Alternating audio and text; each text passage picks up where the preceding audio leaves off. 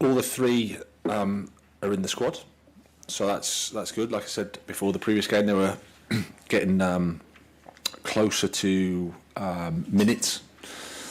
The challenge for us obviously is to build them up and to make sure they're right from a game time perspective. But it's good that Wesley, Dennis, and Matteo are with the group. There you go. Because as you said, it's the knockout stage of the Champions League, the absolute I would say pinnacle in terms of the game. Great test, playing against a fantastic club and a team in front of 80 odd thousand here, so wonderful occasion. I think we're all looking forward to the match. All understand the challenge that awaits us, but really excited for it. I know you're not on social media, but there's been some stuff floating around between Marc Cucurella and Mudryk from the weekend. Mudryk appeared to like and then unlike a meme that criticised Cucurella, and then there's a video floating around of him with a former teammate who says, "Do Chelsea need a new left back?" and he appears to say yes. I don't know if you're aware of anything that's gone on between the two, if there's a problem that you need to address, because there's just from Saturday's game where it looks like Cucurella doesn't sort of pin out Mudryk's runs, but it seems to sort of go inside instead of passing to him. Seems like there's maybe a disconnect between the two. Are you aware of anything you need to fix? Well, there's no problem in terms of anything sinister at all. If anything, it's just teammates understanding each other. It's quite a common problem, I would say, when to pass and at what point and what time. Playing against the back five, West Ham make it difficult for you to access maybe the wide man's feet, and it's just an understanding of when to play in space or how to make the runs. I think it's just, you know, Misha's, I think that's his third game with us, so there's no problem. It's more just an understanding challenge, which is quite easy to understand when you understand when you recognise the context that we're in.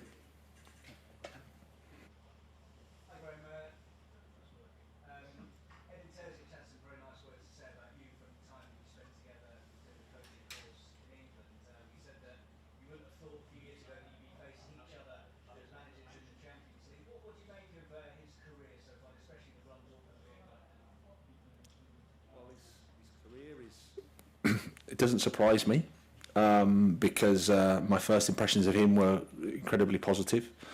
Really humble guy, very intelligent, articulate, open-minded, creative, everything you want. I think for a coach, he has those attributes. And you know, if you look at his career, he's had a variety of experiences in a variety of places, done lots of different roles, accumulated experience. So there's a nice mix of both things. And then you can see the quality of work that he's done recently. I think certainly from the break that Dortmund have had, a fantastic run. They're an organised, really organised team that attack well, defend well, and have got good individuals within there. So he's done a fantastic job. I'm pleased for him. Obviously, I want to make it difficult for him in the next couple of games, but after that, I wish him well. Hi, Graham. Hiya.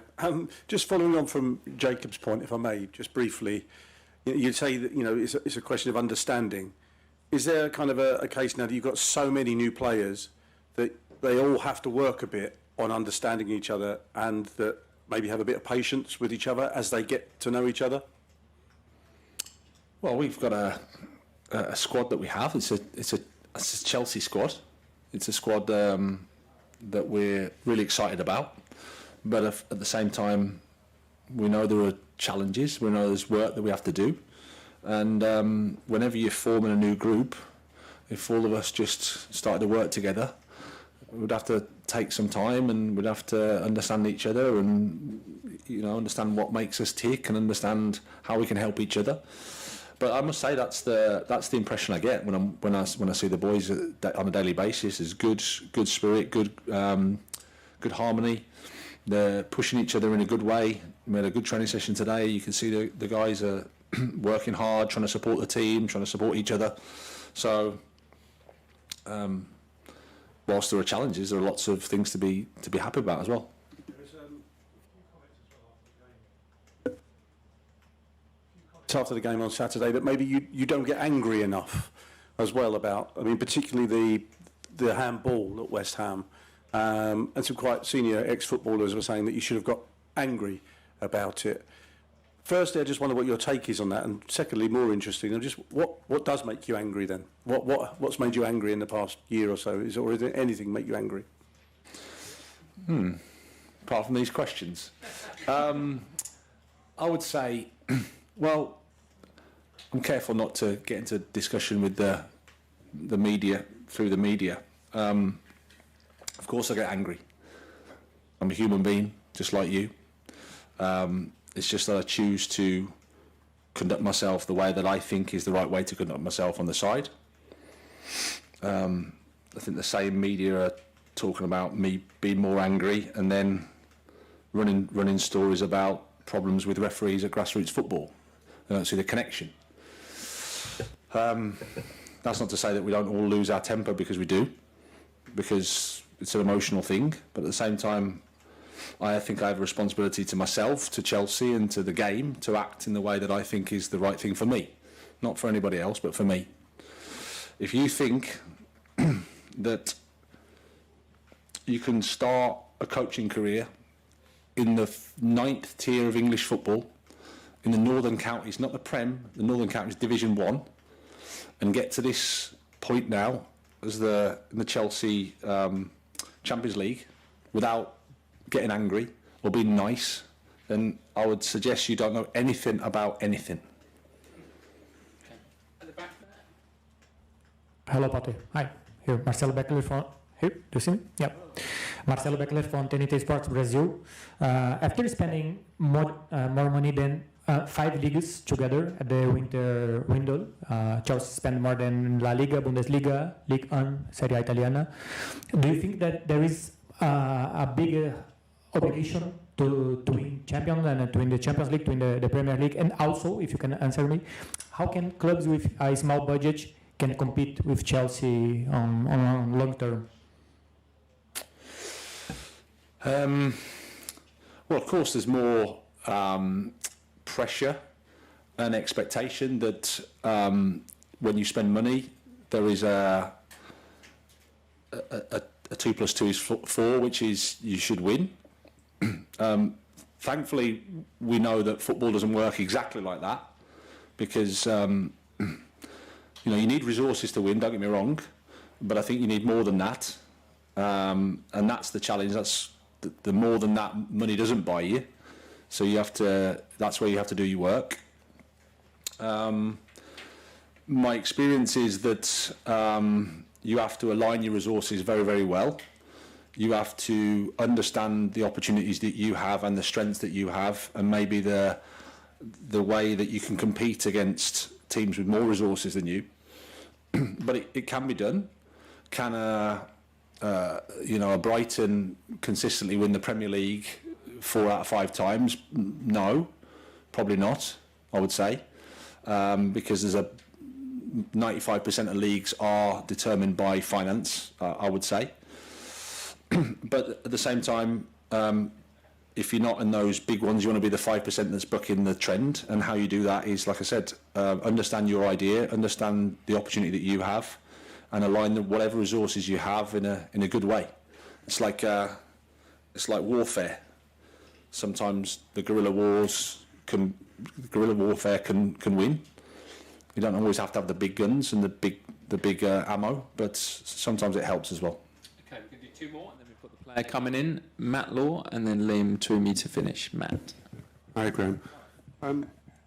You're in the slightly unusual situation because of circumstance of having to leave quite a lot of first-team players behind, players who've been playing for you recently and in the squad recently, as well as others who haven't been. I just wondered whether you've done anything special for them, whether our first-team coaches maybe stayed behind so that they can work with first-team coaches who might normally come on these trips, or whether you've had special chats with them or anything like that. No, I mean, we trained today, so the players that are out of the group had a good training session. They'll be free tomorrow and watch the game, and then we're back so we can train on Thursday. So they don't miss too much in terms of their own preparation. They'll be available for Southampton, and ready there. The guys the other players are still coming back from injury, so Raheem and NG and Christian Pulisic, and they'll just be working away back at Cobham. So it's just part of the challenge we have at the moment. But everybody's been absolutely fine. Last question, Liam. Hi, Graham. Hi. Yeah, okay. Hi, Graham. I remember you said when you took the job that part of your adjustment would be getting to understand the players as people, the group of players that you'd walked into. Obviously, that group has changed a lot in January. You've got not a lot of new players to work with. Do you feel that you've got a good understanding now of the new signings in terms of their personalities and what they bring to the group from that perspective? I would say yes and no. I think you need more than a couple of weeks to get to know somebody properly, especially someone like Enzo, for example, whose English is at the moment quite limited. But you also get the sense of them as people because of the interactions that they have with the other staff, and you watch how they behave, so you see the qualities that they have. But I must admit, I've been really pleased with how the new guys have settled into the group, and also how the existing players have helped them come into the club. I think you're going to speak to Aspie later, who's a fantastic professional, fantastic person who understands the club, understands what's required to be a Chelsea player, and has really helped with that process. So we're fortunate that we have someone like him. Okay, we'll leave it there. Thank